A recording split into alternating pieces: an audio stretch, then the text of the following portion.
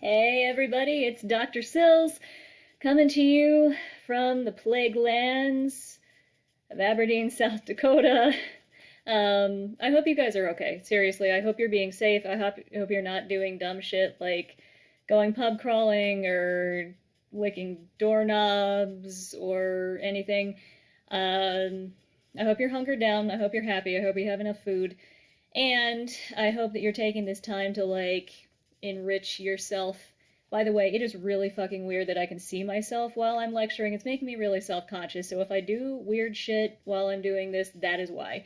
My hands are so big and that, oh my god.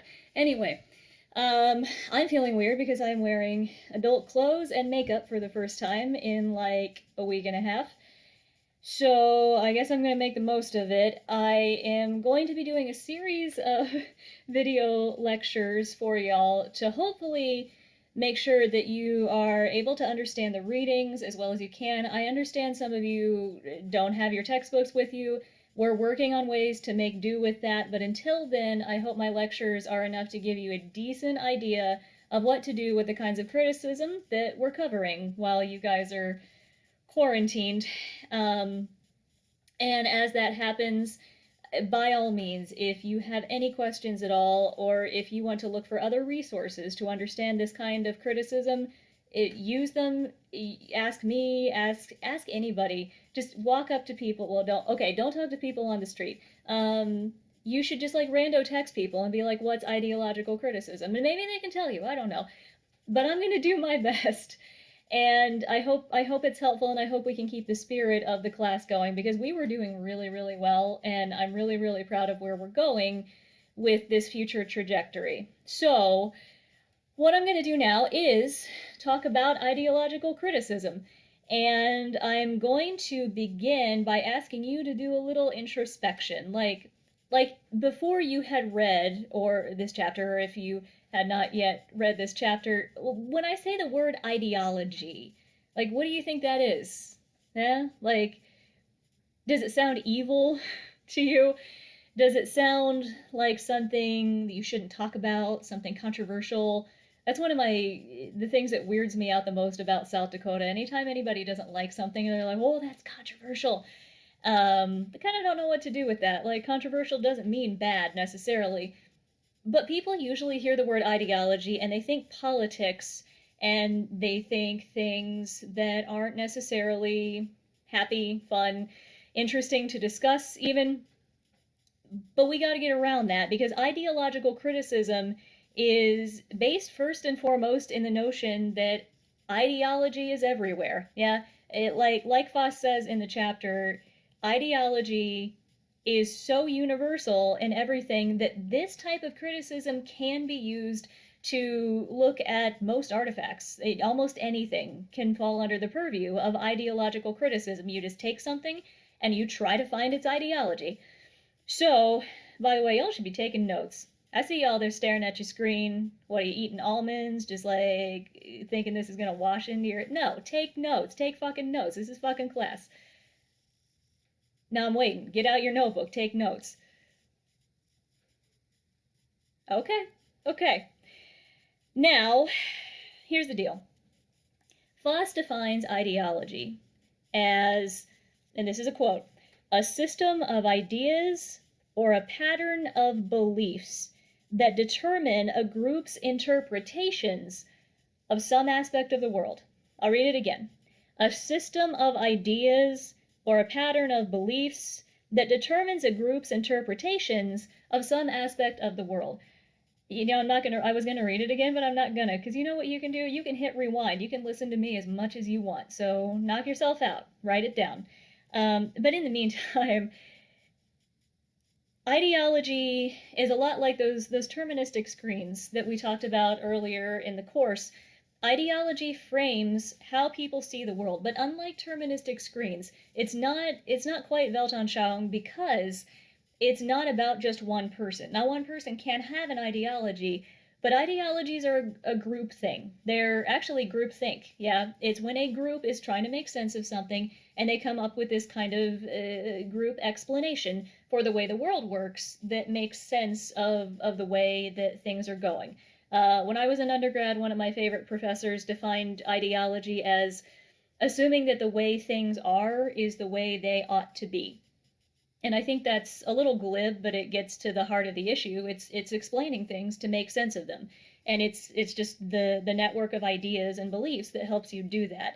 Now, it's important to study ideology. And again, if you're having that knee-jerk reaction that says, "Oh, that's controversial and I don't want to talk about it," well, then you eat your hot dish and you have your head in the sand, because if you don't understand ideology, then you're not going to understand the world, or at least you're not going to understand the differences that make the world go round, or that make groups clash, or that make people do things, because people behave according to their ideologies. You got to make sense of this, and ideological criticism is a great way to do that. Now, it's important to rhetoric in particular because rhetoric is persuasive. Eh? And if we don't understand how ideologies are behind the way we're persuaded to do things, then we're just going to spend our whole lives getting hoodwinked and never asking questions. Yeah? Like, we see it, like somebody knocks on the door and wants to convert us to a religion, we see the ideology there. But do you see the ideology in children's toys? Do you see the ideology in Hot Wheels? Do you see the ideology in the ads on the side of your social media pages? Do you see that? That's the real question for us today. So, keeping in mind that it is universal, you should probably see it coming that there's tons of examples of ideologies. They're usually, if they've been formally identified by scholars and discussed, there's those words that end with an ism.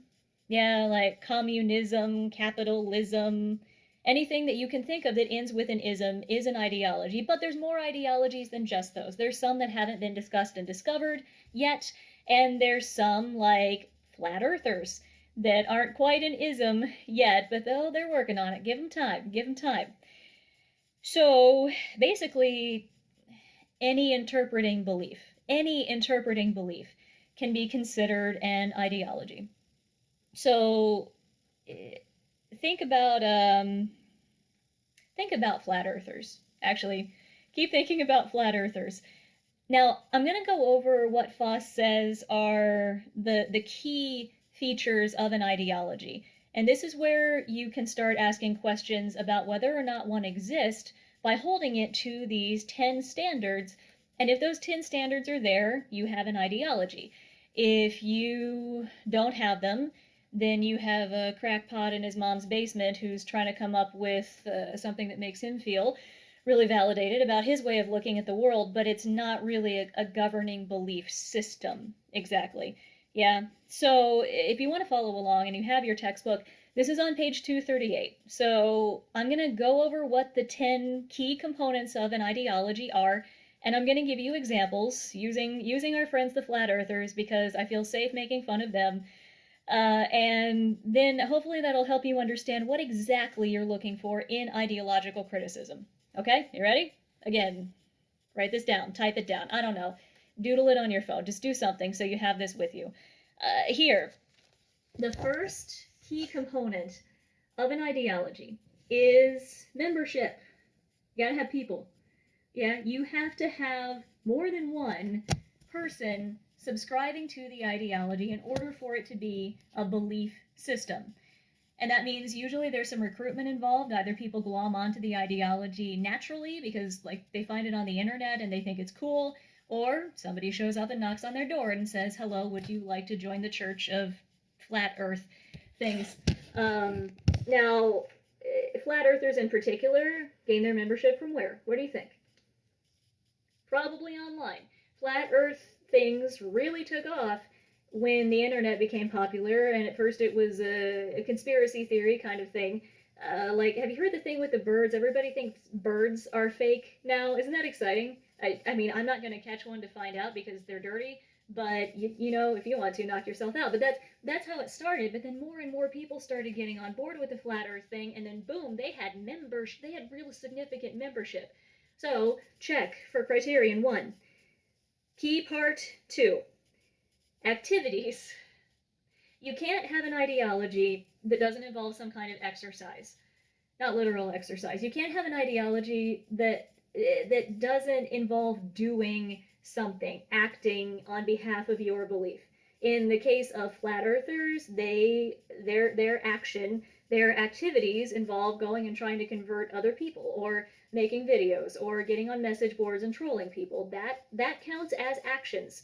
In terms of other ideologies, sometimes you go through rituals. Sometimes you have to do things like have revolutions.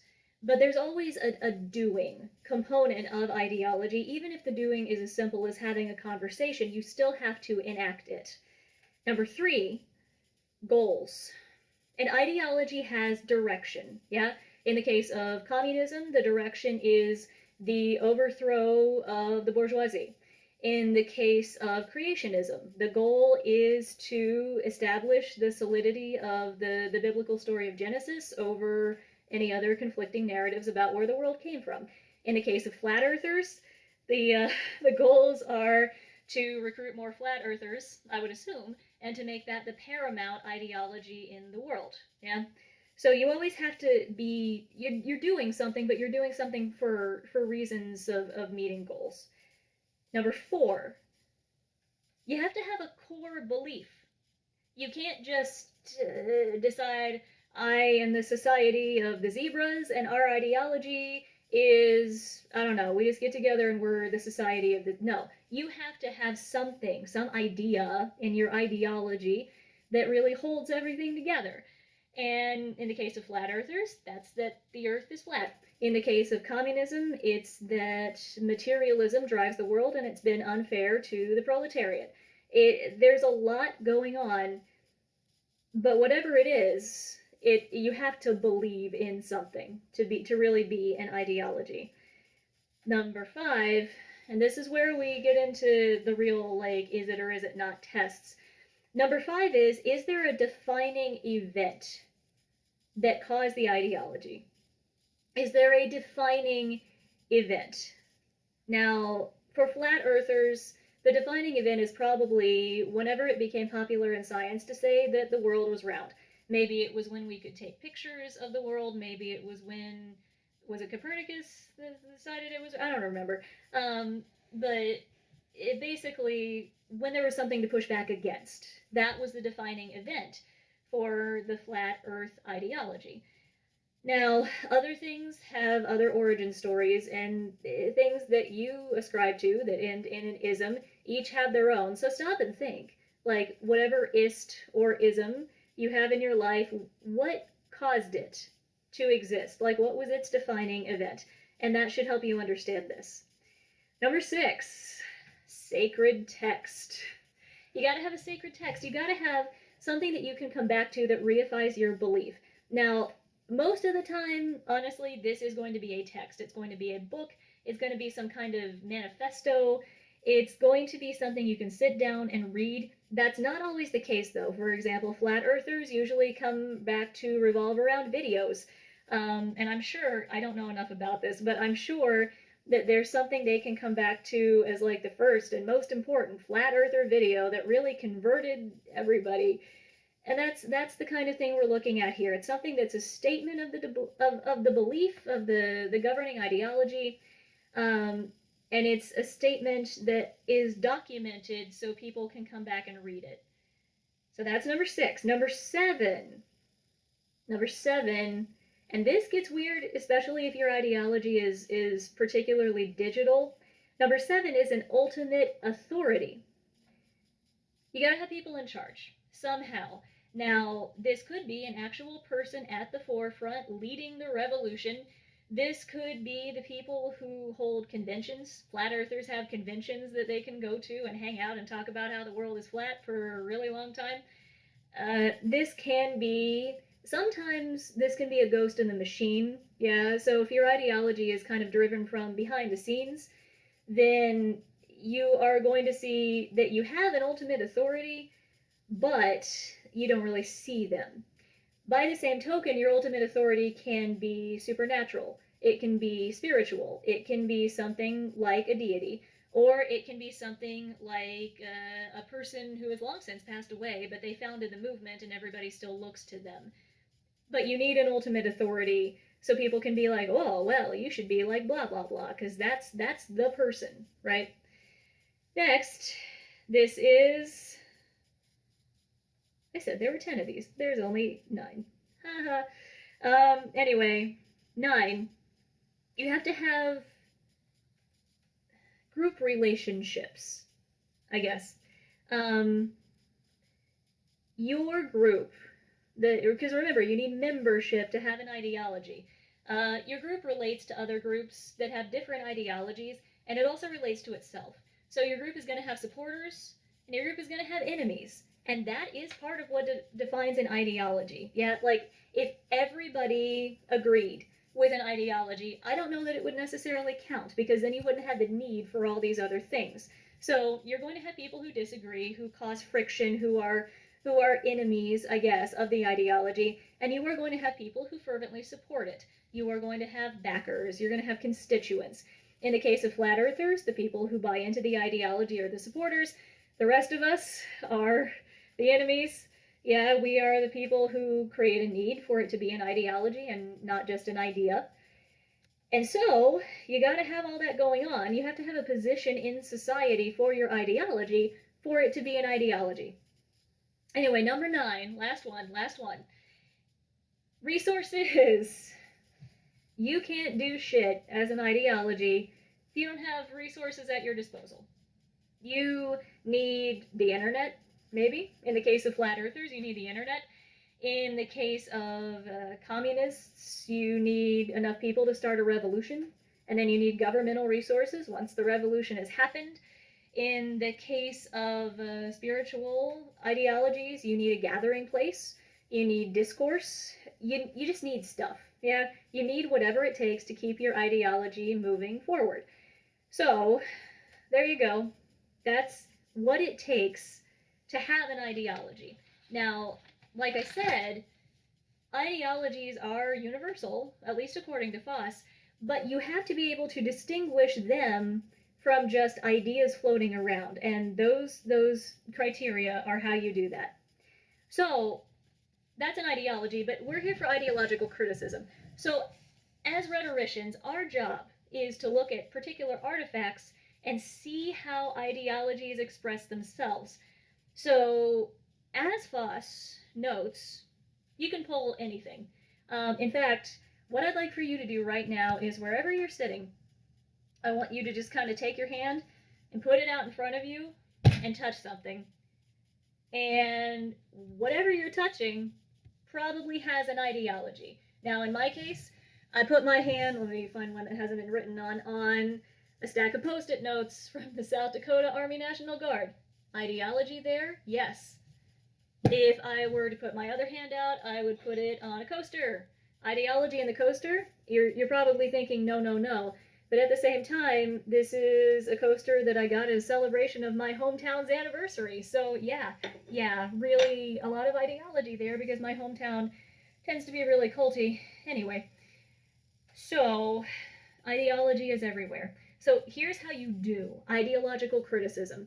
And keep in mind that these 4 steps, these ones do actually happen in sequence. So make sure that you're doing them in order as you go about looking at an artifact. Step 1 is called identifying presented elements. Identifying presented elements. Basically look at the artifact and find observable features that might give you clues about its ideology. So things that you could be looking for are, does it make arguments? Does it give you evidence to support the claims it's making? Does it have like cute turns of phrase or artistic features that are designed to grab your attention and move you in a particular direction? So to give you, again, this example of my stack of Post-it notes, it's got a very militaristic font to it. It's got a little American flag on it. It's got, gosh, I don't know. It's so bold and in your face. It says everything that you would want to say about the South Dakota Army National Guard, and you can write on it at the same time, yeah? So you're looking for things that just jump out at you for analysis, basically.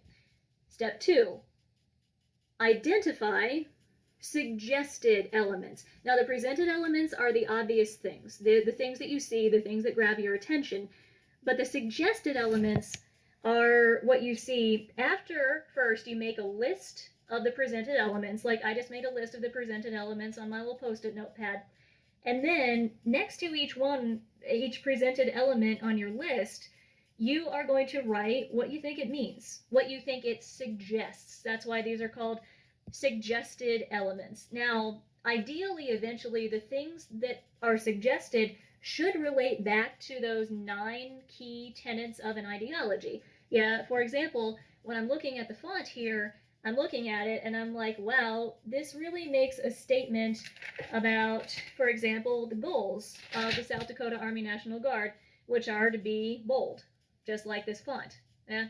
So, although that's a very surface level example, you get the idea. Yeah, you're looking for the inherent meaning or the inherent ideological components in your presented elements. Step 3, formulate an ideology based on what you just did. So you have all these suggestions from your presented elements. Now just put them together in a framework. So I could put together boldness, I could put together America, and I could see where that gets me. And ideally, you'll have enough presented and therefore suggested elements that when you put it all together, you are hitting a lot of those 9 components of an ideology. If you're having trouble with this, and this is one of the harder parts, this is one of those kinds of criticism where there's not like a correct answer, right? So you're going to have to be a little more interprety here with this. But on page 247 in your textbook, Foss gives you a list of questions to ask to help you find an ideology, and I think you'll find that helpful. Now, finally, step 4, identify the functions of the ideology, because remember, ideology has a goal, and as such, it should be doing things to get to that goal, basically. So you should be able to see, this kind of goes back to our questions from Marcus Aurelius, right? What is it and what does it do? And this is what does it do? How does it get your artifact to make you think something, or make you do something to make it persuasive, yeah? So if you can identify the functions that the ideology has in your artifact, then you know why it's there, and you know that it's an ideology. So boom, that's it. That's how you do ideological criticism. Now, what I was going to have you do in terms of giving you an example of going through this in class, had we actually been in the classroom, we were going to play Super Mario, and it was going to be fucking awesome. Because you don't really think of Nintendo as being like an ideologically laced thing. But I'm going to let you do it on your own time. This is probably the most fun homework you're going to have this week. I want you to, if you don't have Super Mario on some kind of console laying around, there's a website called supermarioemulator.com, and I want you to go play Super Mario. But I want you to watch after you've been playing it for a while, or maybe have your roommate or somebody play it if you'd like to just sit back and not participate. Look for the things, yeah? See if you can do a quick ideological criticism on the elements in Super Mario, and I think you're going to be really surprised what you find watching this little plumber dude jump a lot and get coins and kill mushroom people. Yeah, there's a lot there. So go ahead and do that. Now, you have officially reached the end of video lecture 1 for the plague times at Northern State University in rhetorical criticism, so congratulations. Now, if you have made it this far into the lecture, first of all, hi. I miss you guys. I miss your faces. I miss your discussions. But just to give you a little kickback, because I know that it is real weird to have to do this, I'm going to do a little, like, Easter egg thing. Except I'm not techie at all, so it's not a cool Easter egg. But if you are watching right now, I would like for you to send me an email, and this email is worth 2 points of extra credit. And in that email, I would like for you to basically just tell me how you're doing. Tell me where you are. Tell me what's going on in your coronavirus life. And just check in. So again, 2 points of extra credit if you send me a little check-in email. And by the way, there will be future opportunities to do that in future lectures, at different times in the lecture. So keep your eyes open. Be in touch, and I will see you again next week. And in the meantime, stay safe and be smart. Goodbye.